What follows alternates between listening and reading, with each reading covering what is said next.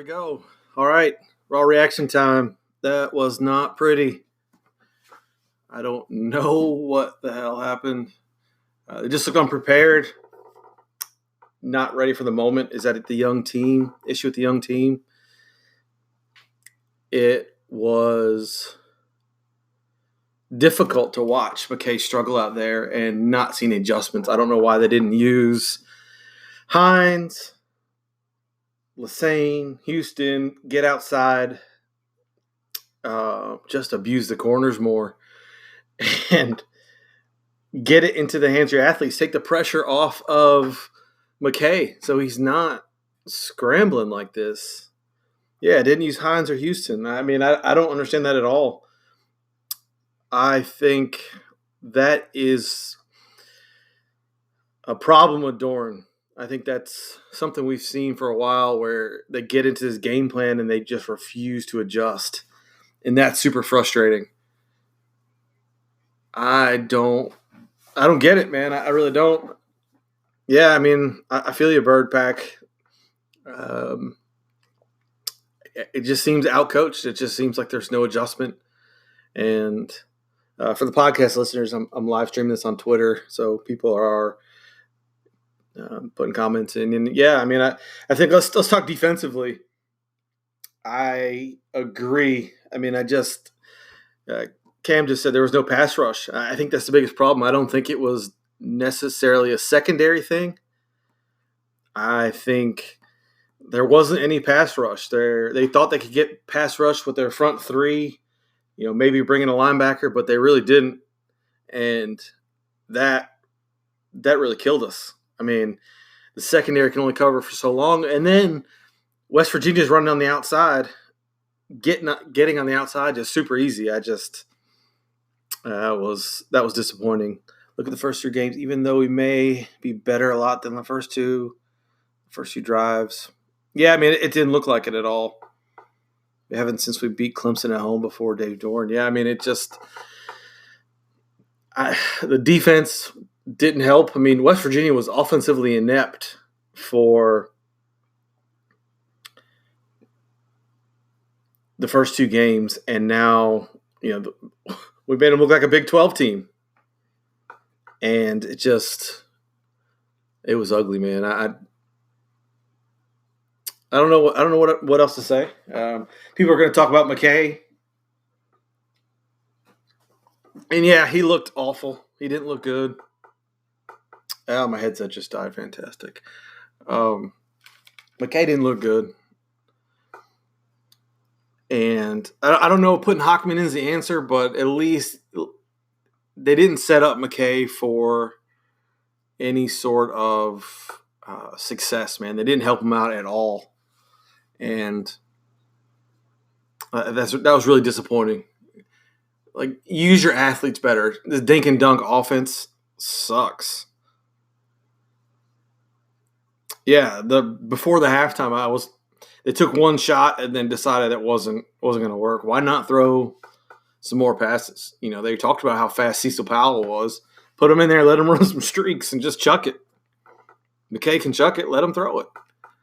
And they didn't do it. I don't know, man. McKay's going to make those mistakes, right? McKay's going to make those, beginner. He's only started 3 games, right? So he's going to look like that a bit. But I just don't think they helped him at all.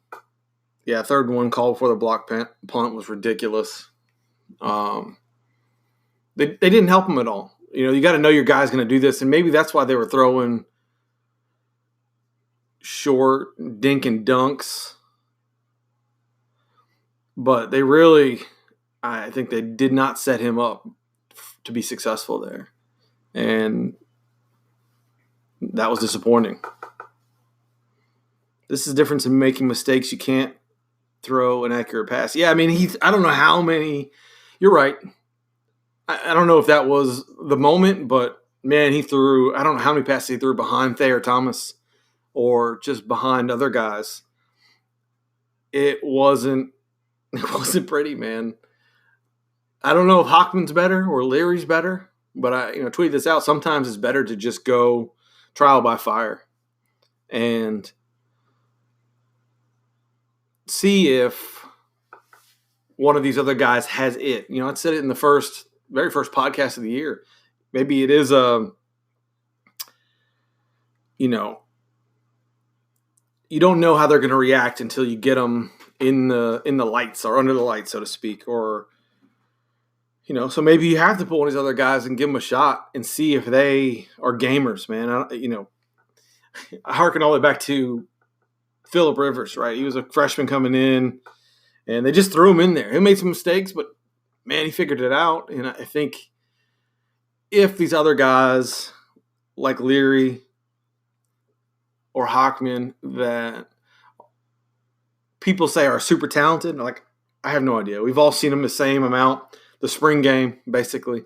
And you just don't know. But I don't agree with them not getting any run in the Western game or the ECU game.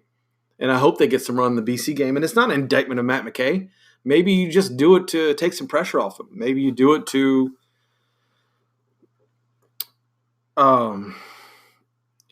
let McKay settle down. Mac Brown did it with Sam Howell at the end of the first half in the Wake Forest game. He wasn't playing well. James Henderson thought our run D was the 85 Bears. I mean, they did okay. The outside contain was awful. It's something they weren't even prepared for it, which is weird. I don't understand that part. But yeah, it was disappointing. I don't know. Y'all have any questions? I feel like we've beaten the dead horse. I'll drink my beer. Somebody asked me something.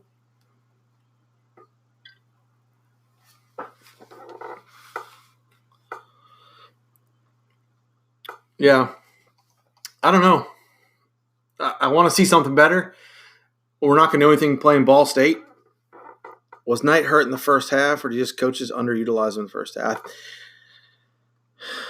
I don't think he was hurt because he came back and played fine, and he played well. They insisted to just run him straight downhill every time was disappointing. Special in the next 2 years. What does that mean? I mean, it means you're young right now, which I hate that excuse. But it also means, in theory, they should be better. The Wake Forest model, you redshirt everybody so that you're playing 21-year-olds against 19-year-olds and whatever those numbers are. Do we win an ACC game? Yeah, I mean, I think we do. I hope we do. I don't think this will be the same team. I think you got to learn from it. I don't think they're as bad as they look today. But they definitely need to adjust. If they don't, then that's tough, man. That's tough slaying. Because Wake looked pretty good. I mean, BC lost to Kansas, so who the hell knows what you're going to get from them. Cuse doesn't look good. But, I mean, at this point, who knows? And that sucks, man, because you watch the first two games, and they played clean, and they didn't do anything stupid, and it felt good. In this game, they look like a bunch of freshmen and sophomores. The effort, man, the effort is what really gets me. I was behind, and so I'm watching the first quarter, and West Virginia wanted it more. They were moving. They expected a game. I think our guys almost felt like they expected to go in there and just whip them, and they didn't. And West Virginia punched him in the mouth early. Yeah, they were jacked up. I just think it's a home game. It's their first real game at home. I don't know. They were amped. I think when you get your tail kicked in like they did against Missouri, it's a pride thing. They come back and want to play better. But, yeah, I don't know, man. Our guys – the soft schedule maybe is something I'm not sure, but yeah, they wanted it more, and it showed. Um, I really I like Dorn, and I said this. I like how he's building this program and like what he's doing, like what he says. But I really want him to win one of these games, and it just feels like the same thing every time. When you lose one of these games, it's no urgency, no innovation, no no desire to just win. It's like they want to just roll, go out there and be more talented than somebody and steamroll them.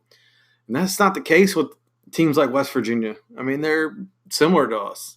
We saw it with Texas A&M. They just plowed us. They have more talent. And if you don't innovate, you don't have a chance of winning. And I think that's Dorn's got to learn that lesson, that he's got to try something different, right? I don't know. If we don't do something, increase talent level next 2 years, I mean, I think it's pretty good. Yeah, he better win some games, right? I mean, he better win some real games, because I get the argument that he's padded his stats, so to speak, playing cupcakes. And it's not a good look, man. It's hard for guys like me to defend.